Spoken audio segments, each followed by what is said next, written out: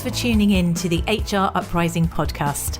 I'm your host, Lucinda. The HR Uprising is focused on helping forward-thinking people professionals deliver real lasting value in their organisations. I'm a chartered psychologist, speaker and trainer, and recently authored the best-selling business book, How to Be a Change Superhero. My day job is founder and CEO of software and training business Actus. This gives me the opportunity to work with other businesses like yours. We are focused on building a better workplace for people wherever they are located, with the help of our performance, learning and talent management software and our training and consultancy services. Every week on the podcast, I will be covering different topics and challenges, joined by relevant experts and real-life people professionals. Thank you so much for tuning in. I really hope you enjoy and get value from this week's episode.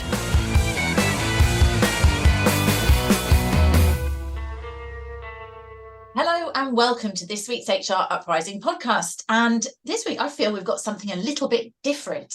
And I've just described it as being slightly juicy, in fact, this podcast episode. So I'm delighted I've actually got Jim Moore from Hamilton Nash. Now, Hamilton Nash is an HR consultancy that specialises in employee relations, but we're talking about particularly tricky people problems, investigations. I've just been chatting to Jim about some of the things that he's got involved in, and I think this is going to be really interesting, just from a general point of view. We're in a context or an environment where there's lots of very sensitive, high profile types of investigations going on. And you kind of think, oh gosh, if I was the HR person there, how would I feel? But we know that it's something really tricky for us to take on. So Jim's going to also give us some examples of his experiences, but also some top tips as to how we could investigate something like this. So Jim, would you like to tell me, you said you've been doing this since 2017, but tell us a little bit about yourself and how you got into this area. Hi, Lucinda. Thanks for having me. Yes, certainly. So, I've always been interested in conflict psychology and things like that. And so I spent many, many years working with corporate HR departments on internal investigations. I think that's how I started out. And unlike a lot of my sort of HR colleagues and peers, I found that I really enjoyed the employee relations side of things. You know, everyone has a different center of gravity, right? Some people like L&D, some people like org design. But me, I'm a glutton for punishment. I like the conflict-related stuff. And in particular, what's fascinating about this sort of area, especially when it relates to investigations and mediations, is that people are amazingly diverse.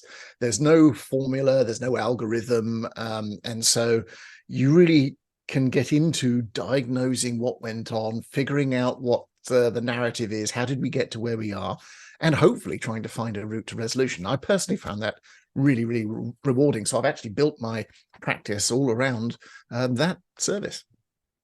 So and did you say were you actually HR sort of generalist before, and then you found yourself down this route? Is that how you got? Yes, I mean, if you wind the clock back far enough, I started out, funnily enough, I started out in software engineering, if you go back far enough. And computers, of course, are very deterministic, and there's always answers to things, even if they're difficult to find. And then I moved into regular people management, managing engineering teams. And then what got me launched into the HR career was working as a manager, carrying out internal investigations with someone from HR. And that's how I sort of, through osmosis, moved into that as a more formal role, and then ended up setting up my own organization around exactly that.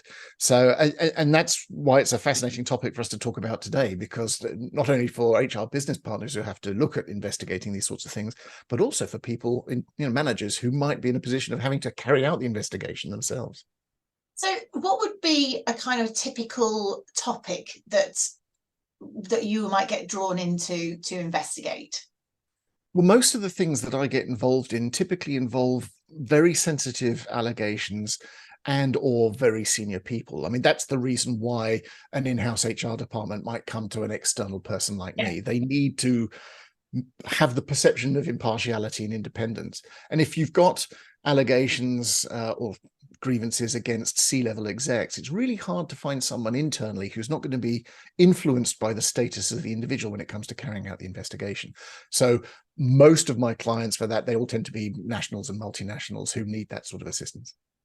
Right. Okay. So I can definitely see that you wouldn't necessarily want to be investigating your own boss in tricky circumstances like that. So you want to have that neutrality for both parties' sakes, actually, for everybody to be really neutral.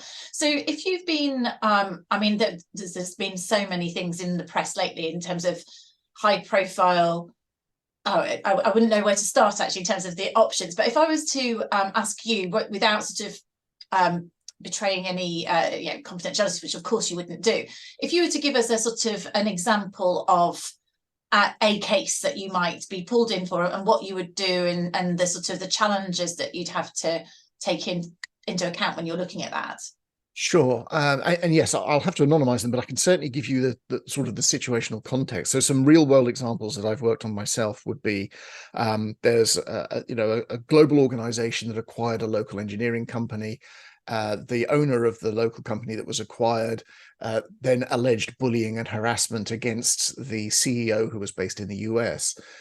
Believing that he was trying to be pushed out to avoid the US company having to pay for his benefits and rewards and all the rest of this stuff.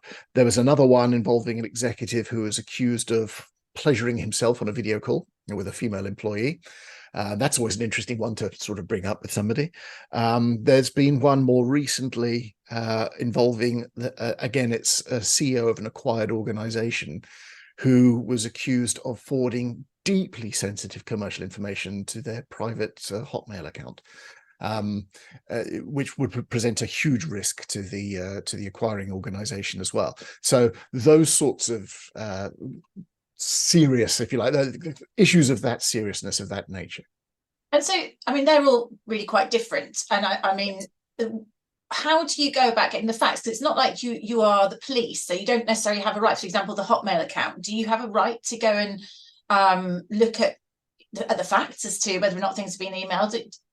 That's a really good question, because it very much depends on how much evidence that you're presented with. I mean, one of the things you mentioned earlier about some of the high profile ones we've heard about in the press. I mean, one of the reasons those have been such high profile stories is because there's been a lack of substantive evidence. There's allegations, or what they call, in quotes, open secrets, but nothing substantive or specific.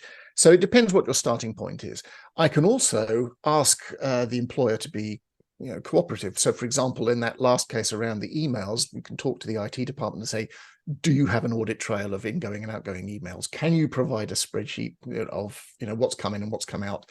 And if they do have that capability, that's helpful. The other thing you can do is use rapport-based interviewing techniques to help put people at ease and encourage them to disclose and come up with a narrative. Ultimately, that's, as an investigator, that's what you're trying to do. Encourage a flow of information. The more information you have, the more you have to work with, and therefore the more opportunities you have to identify key facts, statements, points in the narrative, and also potential inconsistencies. So with the investigation that you're carrying out, what proportion of it is kind of cold facts, if you like? So the IT department, and of course most companies would have a clause that says the IT department is allowed to look at where you send your emails, thinking about right. it, aren't they? What proportion of it is kind of facts like that, and what proportion of it is your rapport-based interviewing, or what people say, the stories? I would say probably, if I look at it overall, wet finger in the air, 20% is factual, or 20% has some material basis. The overwhelming majority is based on narrative, because most allegations are he said, she said, or this is how I felt. They're anecdotal. And so you need to rely a lot on rapport-based interviewing to get to the facts of the matter. Yeah, and I'm just thinking about the sensitive one about being various things, people being accused of on Zoom or whatever. But how it is going to be he said, she said, and how do you, with this rapport-based interview, I think perhaps it'd be good for you to explain what that looks like, and how you're objective about it, because how can you be certain that you're getting the right information? Do you want to talk us through how you do that? Absolutely. So it's difficult, because when people come into one of these investigation meetings, they're going to be on edge. No matter how senior they are. In fact, if they're senior, not only will they be slightly on edge because of the circumstances, they'll also perhaps slightly resent even being asked questions at all. People certainly at C-level, they're not accustomed to some random person from inside or outside the organization asking them questions. So a lot of it is you set the scene, put them at ease, you ask some general ice-breaking questions, and a key point is your use of language. So, for example, if you imagine you open a conversation, the choices are, you could say, the purpose of this meeting is to investigate the allegations against you, which is a correct and factual statement. Or you could say, my role here is to facilitate an independent and impartial investigation. And what I really want to do today is hear your point of view, hear your perspective. Those two statements are both true, but one of them is going to allow someone to feel more comfortable about talking to you, right? It's more open and trust you, basically. Yes. Correct. Then once you get that going, there are some other things you can do. So you can ask what I call tell, explain, or describe questions, TED questions. And really, I'm just talking about open questions. We all are familiar with this concept. Tell me about the circumstances. Explain how this made you feel, or why do you think this person might have done it that way? Describe what you saw. These things are all encouraging people to share a narrative and get that flow of information going. And certainly when you talk to multiple stakeholders or witnesses, you can build up a picture between their accounts of which points align and which points maybe do not align. And that gives you a clue as to where to go and scratch at things. The other thing is also when you're bringing about somebody pleasuring themselves on a video call. So that's a very, very difficult thing to bring up. Sometimes people will know what they're accused of before they come in to an investigation meeting. Sometimes they won't. So it's about... Did they not know in that example? Did they not know what they were going to... Well, because in that example, the individual who'd raised the complaint, they'd raised a complaint against a whole swathe of people for different things, sexual harassment, racial harassment. And one of the people that this individual had cited as a witness in support of one of their complaints was also the target of another one of their complaints, which was this incident on video. So in that case, what I did is I start by asking the individual about, how well do you know the person who's raised the complaint? Tell me about your typical interactions with them. Are they entirely work related? Have you got any social contact with them? How do you guys get along? That is all about building up a picture about how close or not they are. And then we can say, oh, unfortunately, there has been an allegation. It's a little bit sensitive. But you're basically just gently taking them by the hand to the allegation. It's still a shock when they hear it. Sometimes you have to pause or give people an opportunity to compose themselves. And you also have to work them through, you've got the shock, indignation, anger cycle that people go through. And that's quite fascinating as well, because people will react quite differently. Interestingly, and I wouldn't use this as the basis of any objective finding, but individuals who are completely innocent tend to react very quickly and actually quite emotionally. So if you're accused of something you haven't done, you would typically retort, no, that's not true. Yeah. I deny that completely, and maybe even get quite angry. Whereas people who have some degree of culpability, whatever that might be, they usually are a bit more guarded and they think about what would the right answer be. Sometimes they might even try and tease out a bit more context of what you know. You couldn't base a finding on that, but it's a clue. It's one of those cues. Tell. Yes.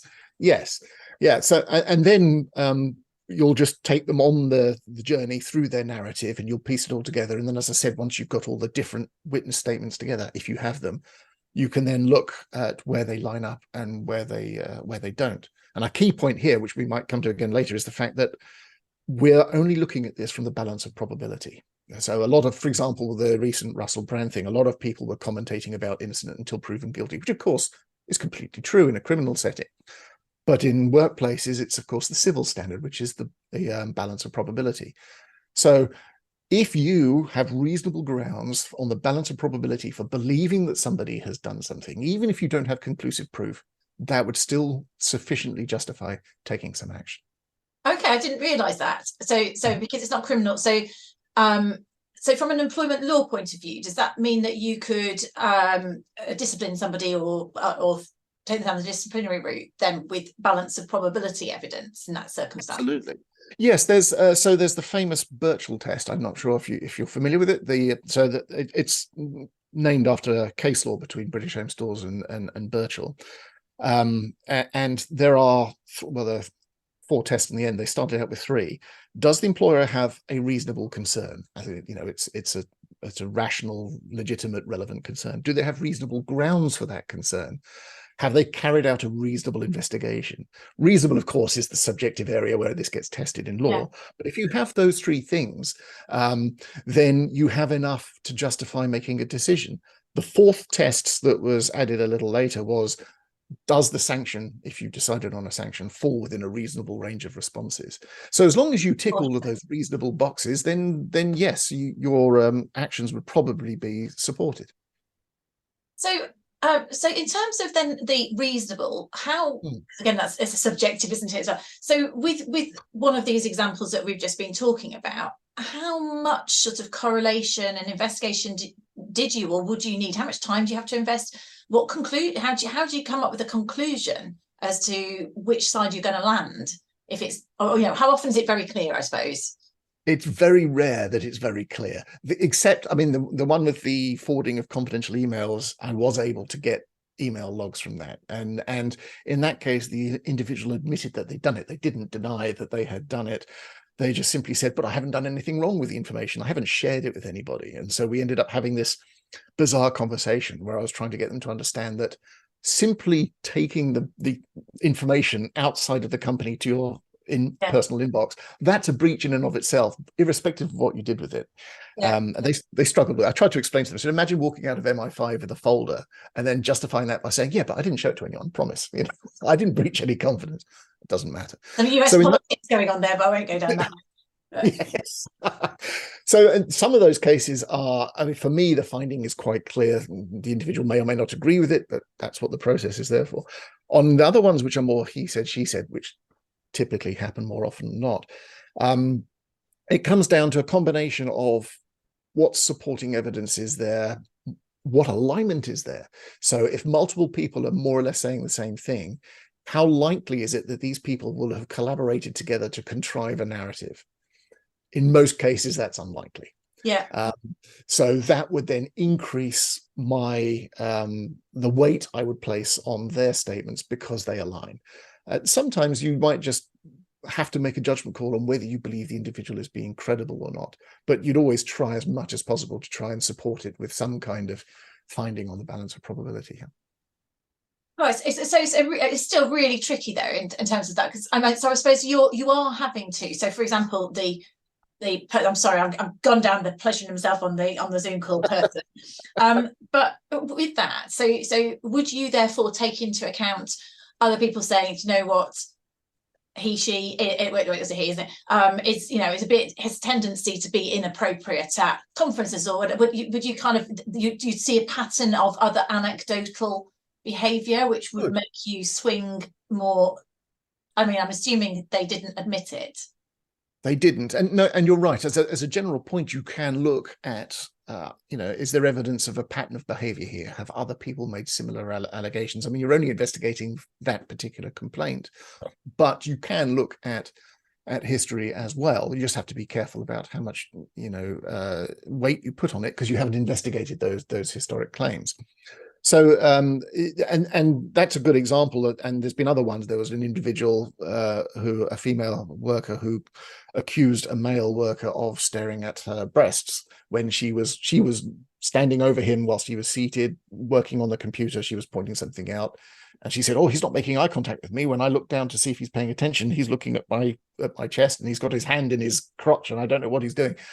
But on closer examination, in that case, I say, well, how do you know what he was doing? I mean, are you looking at him or looking at the screen? Bear in mind, if you're standing over him, all he's got to do is glance to the left, and he's, it's like if someone has got a choice. Yeah.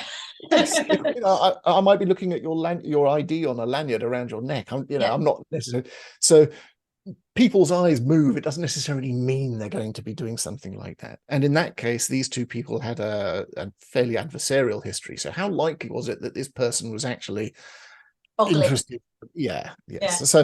But with the one you mentioned about the person, so this was a Zoom call, the person pleasuring themselves, accused of pleasuring themselves. Now, his story was, I wasn't pleasuring myself. I just took my, of course, we can't see it without the video, but you imagine it, right? Someone takes their glasses off and cleans them off camera. So you've got the sort of the motion of the arms. And he said, I have no idea. This was the individual's response. I said, I have no idea where she got that from. I said, I was cleaning my glasses. I said, maybe that's what she was referring to. It was a complete mystery to him. And this person had worked, both of the individuals concerned had worked closely together for a long time. There was no previous history between them. Everybody else was astounded by this. This person had no reputation. It wasn't a work event. There was no alcohol involved, because those are often cases where things do go wrong. So, and also, I mean, in that particular case, just to finish the story off, I'd mentioned this individual had raised complaints against a whole swathe of others. Okay. So this, the probability was that the complainant was causing trouble, as opposed to. That's right. So she had raised fairly thin accusations on race and sex and various other things against a large number of people, including this particular allegation against this particular individual. And most of the others were not well substantiated. There was also, and it's a dotted line, it's not necessarily conclusive, but there were also issues around mental health. She had a history of being signed off, a history of sort of work-related stress and other things. And so you have to start considering the possibility that there's a cognitive distortion taking place, a perception filter, where every act is being interpreted in a more negative way than perhaps it would be. Someone's looking for a reason why things aren't going their way. So in that case, I found on the balance of probability that this individual had not been pleasuring themselves on a video call. But it is difficult, and you have to show that you've carried out a thorough investigation, of course. Yeah, absolutely. Gosh, I suppose I don't quite know where to go. So you would come in, you would you do the interview. How long would you typically take to have the conversations with people? And I imagine you must have to go and then come back again. Do you? Because you might have to check facts. And how long would a typical conversation be, and then how long would an overall investigation take? And I realise that might be quite a hard question. Oh, that's all right. I mean, most of the meetings themselves are about an hour. A few might run over if it's a particularly complex or sensitive matter, but most of them are more or less 1 hour. Then what we do is we say, in the course of the conversation, certain things might be mentioned about, well, I've got emails about this, or I've got text messages. So I'd always invite them, go and think, you'll get the notes from the meeting anyway. If there's anything else you want to send me, if there's any supporting evidence, documents, images, phone calls, text messages, just email them over to me. Meanwhile, I'll continue talking to any of the other witnesses. And in most moderately complex grievances, there's at least 4 to 6 people to speak to. And then I'll put all the pieces together based on what people have told me and what they may have sent me. And you're right, sometimes I will have to go back and speak to someone a second time. If it's just a simple 1 or 2 line question, I'll just do it via email. If there's something a bit more substantial, then I would ask them if we could rearrange another meeting. And then if you went to, if someone's been accused of something, let's say you've done the investigation, you've come to the conclusion, the reality is that one party is probably not going to be very happy, because it's unlikely that both parties are going to be happy. So how do you resolve this or take this through to a constructive conclusion? That's an excellent point. That really is an excellent point. One of the big problems with grievances and formal complaints is that there's a winner and a loser. You're going to make a decision in favor of someone's narrative. That, unfortunately, never solves the problem. The working relationship remains damaged. Someone always comes away unhappy. Now, depending on the nature of the problem and how much the working relationship has degraded, I do look for opportunities for reconciliation. So there are occasions where I might recommend mediation. I'm a trained mediator as well. So I look for those opportunities where I say, okay, this is a case where I can see that Hanlon's razor has occurred. If you're familiar with Hanlon's razor. Please explain. So it's Hanlon's razor, an aphorism which says, do not ascribe to malice that which can be explained by stupidity or incompetence. Right. That features in so many of the cases I deal with, where somebody doesn't understand why someone has said something, done something, made a decision. and they filled that explanatory gap with their own narrative. Now, who do you know that makes up good news, right? We're all quite cynical. So individual and manager's done something I don't like, I don't understand. They must have something against me. That's Hannon's razor. In fact, what's probably happened is the manager's just made a mistake. They've badly communicated or something like that. So in those cases, if it hasn't become too toxic, there's a great opportunity to mediate and help each party understand, can you see how it might look to the other person? Can you see how the other person might feel about that?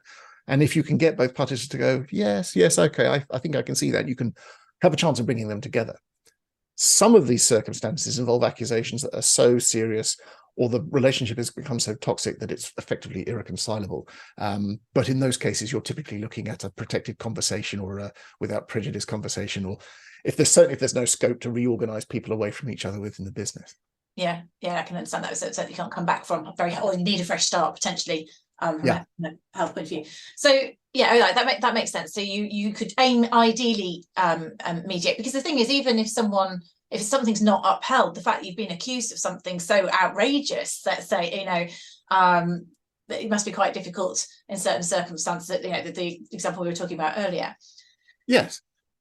Yeah, very difficult to work with someone. Sorry, I didn't mean to talk over. It's very difficult to work with someone who's made a grievous allegation against you, because you're always going to be having that in the back of your mind in the future. Yes, exactly. It is a real problem. And the other issue you've got, of course, is by the time someone raises a grievance, a formal complaint, they've become so emotionally invested in the righteousness of their complaint that they struggle to accept anything but vindication as an outcome. Yes, I mean, actually, that's taken me. I'm going to come to the question I was going to ask. I'm not going to ask you now. I'm going to that's that's good. One of the things I wondered about there is, so when I've worked with certain businesses, some cultures are more likely to raise grievances in my experience than others. I don't know whether there's certain cultures that you would see that there's people are more like, that from an HR point of view, how can you reduce the chance of that? I'm a very sort of, a trigger happy population, let's say, in terms of trying to cast the blame and stuff. I think it's maybe a bit of a blame culture is where people are more likely to do it. Do you see any sort of patterns in terms of cultures where it's more likely to happen? Which I think is slightly different from the example we were talking about, where it does sound like that particular individual maybe had a few problems in terms of how they were perceiving things. But sometimes some cultures are more likely to do that. And if so, any recommendations to HR as to what they can do to, I suppose, manage it effectively, and not over encourage it? That's actually a really good question, because it's a very complex topic. There are so many different contributing factors there. You mentioned culture as one of them. So there are certain countries where they're more litigious. There's quick to complain, quick to invoke a formal process. There are cultures where they're more tactile. Sort of some cultures where people are more, touch on the shoulder, touch on the knee, kiss on both cheeks, that sort of thing. And of course, there are other cultures where that's a complete no-no. And in multinational organizations where these cultures mix, that itself can sometimes cause problems. The other issue is, you'll get differences between, say, the hospitality sector and a technology sector. Both will have plenty of issues, but the nature of the issues might be slightly different. The sorts of things people complain about or fall out with each other about. I've worked with some multinationals where an awful lot of the harassment related issues come out of work events, typically, sort of work hard, play hard cultures. If you I'm thinking sales my brain went exactly there. I've worked for various companies where you have sales conferences, and maybe it was the 90s. I just don't think some of the things that happened would be acceptable. We look back with but again, those sort of things where there's alcohol involved and social events, and it's much easier for grey areas and opportunity. That's true. Yeah, the whole blowing off the steam in whichever format it is. That happens a lot. One of the IT multinationals I work with, their UK arm has somewhere between 1,000 and 1,500 people, and every one of their HR business partners has 6 grievances in flight at any one time. But those won't necessarily be harassment or discrimination ones. It'll be more about compensation, lacks of promotions, and things like that. Now, what sometimes people will do is they'll say, I didn't get the compensation or the promotion I wanted. Maybe there's discrimination in there. So they'll kind of try and tie the two together. People like to try and make their case sound as serious as possible. But then you go to other organizations, engineering organizations or hospitality, and people are squabbling over, shift work and, arguments in kitchens and all the rest of it, personality clashes rather than the type. I think if I was going to say one key thing about this that would generically apply everywhere is managing the culture at all levels is essential, because if you just have some dry wording in a policy or a handbook, which nobody reads, let's face it, or you have some performative slogans on a wall or on a company portal, that won't do anything if a blind eye is turned at the management level at all levels.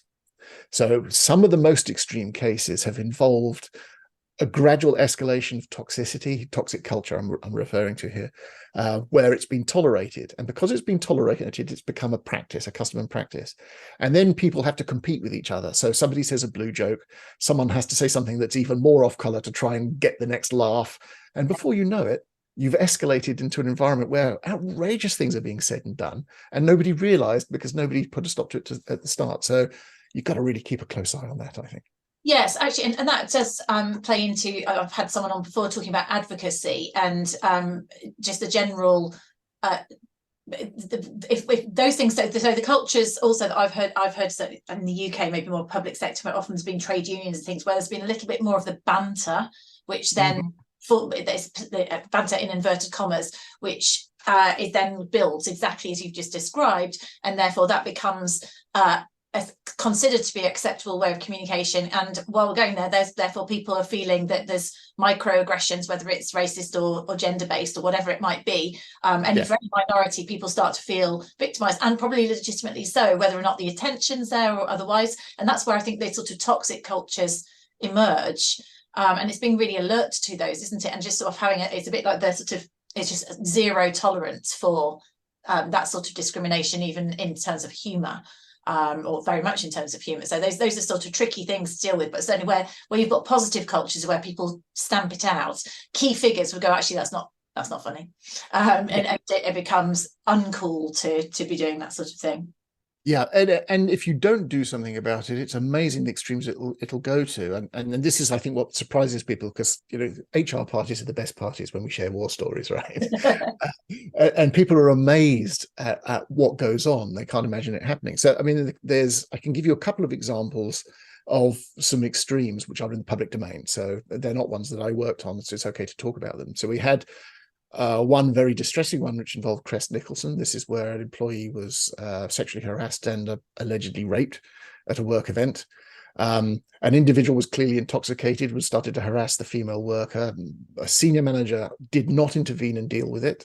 And then we ended up with this individual forcing himself on the female worker. So that's, a horrible consequence of not doing something about it. Yeah. Another good example is the case of Tullett and Tokyo Liberty and Weinberger. This is going back a while.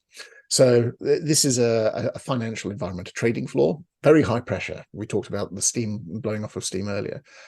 And there was a lot of banter, a lot of very strong language, some of it racial pejoratives and things like that. Now, this individual, Weinberger, he's Jewish, and there's, again, part of the banter was he was being called Jew boy or Yiddo by his boss, which of course was highly prejudicial. But one of the other customs and practices that had evolved through this gradual escalation of banter is if somebody's late for work, they have to wear a fancy dress costume for the day. And they have I don't know if they had a cupboard on site with some different costumes in there. So an Irish person had to wear a Pope outfit and things like that. Now, this individual, the person who raised the complaint, Mr. Weinberger, he's, as I said, he's Jewish. Coincidentally, his grandmother died at Auschwitz, so he's pretty sensitive about this sort of thing. He was late to work for whatever reason, and they thought it would be a good idea to make him wear a Nazi uniform for the day. Now, to all of us, it's immediately obvious what's wrong with this, right? How could anybody not see what's wrong with this? These are intelligent, ostensibly intelligent, educated people. How could they do this? It's because the toxicity just gradually ratchets up and up and up, and it becomes normalized. And so people start to think that unacceptable things to the rest of us are acceptable. Now, that never actually went to Well, that's your quite. plain sight thing, isn't it? Absolutely. You know, Absolutely. as an outsider, you can go, that's completely distasteful. But and why would you even think of doing it? But actually, in that environment, you're seeing it happening. Then that's where people. Yeah, it's a great. I use it. Yes, I use it as a case study to show an example of the extremes these situations can get to. Quite scary, but I can see how it happens as well. This, in this environment. So, the one final thing I thought, just maybe to drill into before we perhaps just wrap up and come up with any other top tips you've got for people who have to deal with it. They can't always bring yourself in. Sure. If you've got something where it's rumours, the rumour mill's out, but you haven't got anything tangible, so there hasn't been anything necessarily raised, but you're a bit concerned that there could be something out there. What would you do in those sort of circumstances? That's a really good question, also very topical after the Russell Brand affair, because one of the criticisms that the broadcasters faced was the lack of any substantive investigation. The response being, well, there was no specific individual who complained, there's no specific investigation. You can do what's called a fact-finding investigation, and you'll be surprised when you start turning rocks over what a skilled investigator can uncover, especially when people start to realize, oh, there's an opportunity for me to say something. And in particular, if you very carefully made sure that they feel there's a psychological safe space, that part is crucial. People will be inhibited from sharing anything unless they feel safe to do that they can do so. So the fact-finding investigation, you also have a duty of care. So if let's anonymize it, say there is a situation where allegations of inappropriate behavior or harassment of some kind are circulating around somebody, but no one person has come forward.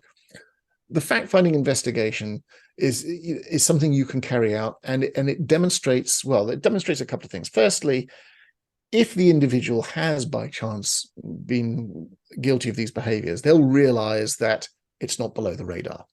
This is an opportunity to stop and change my behavior.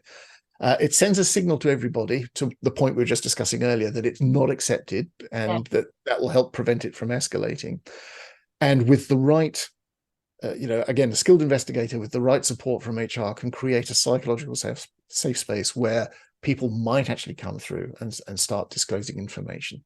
And that way you can show, which will protect your employer brand and your reputation, that you do take it seriously and you have done something about it.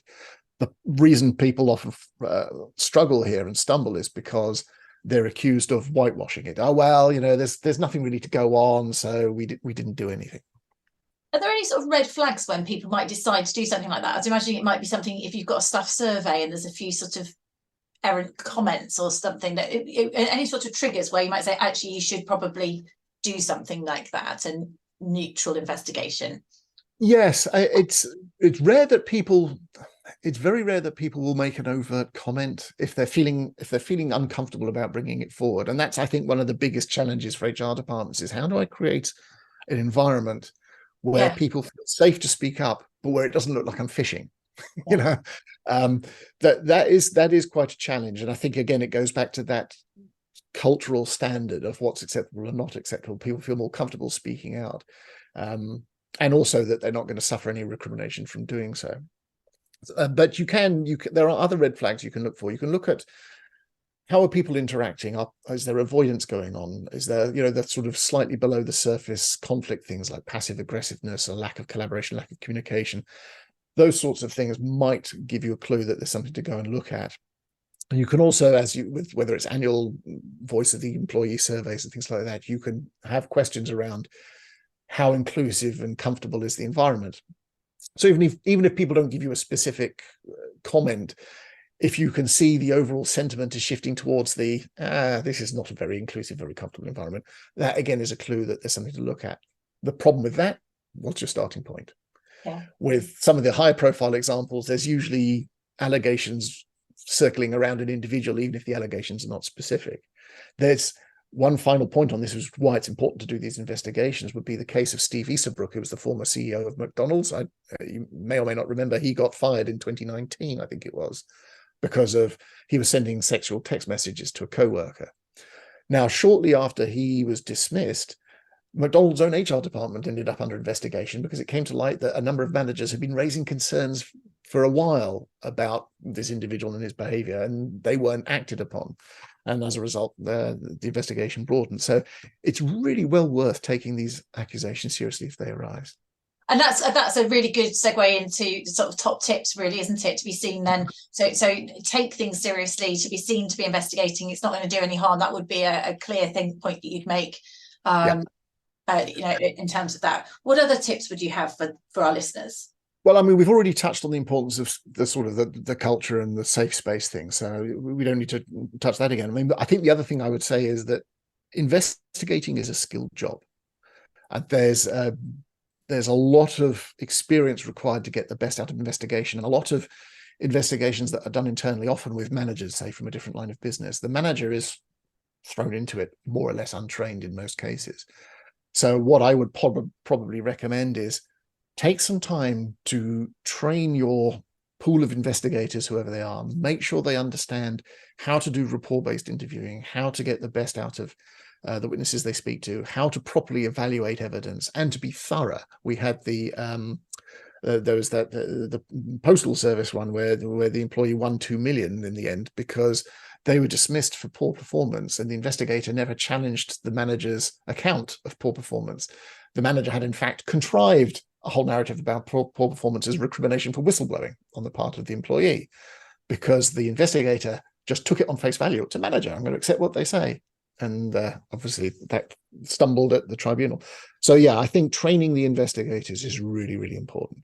Yeah, and I guess getting that expert support and neutrality outside is if you're ever concerned about that, is often quite a useful thing to do, having someone neutral to almost support you, because we've all got our own biases, haven't we, as well? So it's almost protecting yourself if you do that. Yes, absolutely. I know. Yeah, that's a great point. We won't have the time to get into it now, but bias is a huge issue. That's why you have to think very carefully about, is the investigator sufficiently impartial and independent, or perceived to be, for their decision to have a chance of not being appealed? Yes, exactly, because it's expensive. At the very least, say nothing. If you want to do the right thing, you do the right thing, but you don't want to get it wrong. Absolutely. But Jim, I found that a really, really interesting. I would say, I'm sure my curiosity, I could have asked you further questions, but in the interest of time, thank you very much for joining us on the HR Uprising podcast. I'll obviously put your details in the show notes, but if people want to connect with you, do you want to just tell them how they can get in contact if they want to connect with you? Yeah, sure. I mean, you can find me on LinkedIn. If you search for Jim Moore, Hamilton Nash, you'll find plenty of links to me, LinkedIn, Facebook, Twitter. Great stuff. And so we'll put them on the show notes. So thank you so much, Jim. I found that really interesting, and definitely I think it was classified as a juicy podcast, which is quite nice to have at the start. Great fun. Thank you for having me. I really appreciate it. Thank you for joining. I really hope you found this week's episode useful and enjoyable. If you did, perhaps you could recommend us to a friend or colleague, or give us a review on your platform of choice. It really helps new listeners to find us. Now you can access links to any of the information mentioned in this show via the website www.hruprising.com. Further free resources are also available at www.actus.co.uk. There you can also find out more about our software and training solutions. Finally, why not join our LinkedIn group, the HR Uprising, to share ideas and collaborate with other like-minded people professionals. Thank you for listening to the HR Uprising podcast.